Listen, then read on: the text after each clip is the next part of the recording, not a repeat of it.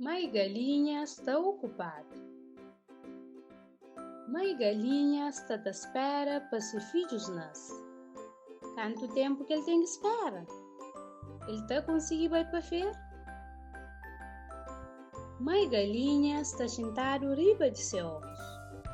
Ele está à espera e espera para seu filho sair de ovo.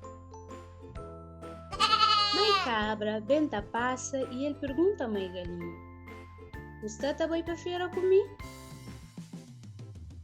Galinha respondeu: "Estou ocupado com os ovos. 1, 2, 3, 4, 5 e 6. 6 ovos redondos." Mãe porca também benta passa e ele pergunta a mãe galinha: "O que vai para feira comigo?"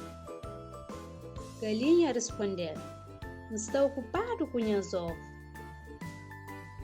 1, 2, 3, 4, 5 e 6. 6 ovos redondos." Depois, mãe vaca benta passa e ele pergunta a mãe galinha: "Você está bem para feira comigo?"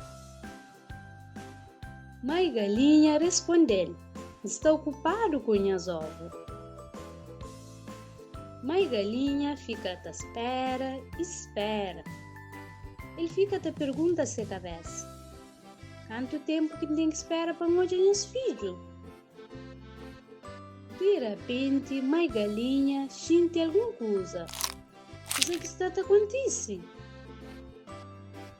1, 2, 3, 4, 5 e 6.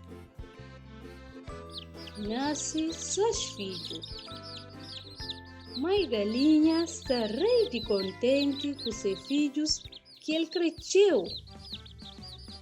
Então, mãe galinha lembra: hoje tem feira. Mãe cabra, mãe porca, mãe vaca já vai para feira. Gosse, mãe galinha já está pronto. Ele leva todos seus filhos para feira com ele. 1, 2, 3, 4, 5 e 6. Mãe galinha com seus 6 filhos passa sabe na feira. Mãe galinha fala: forte sabe, vale pena espera.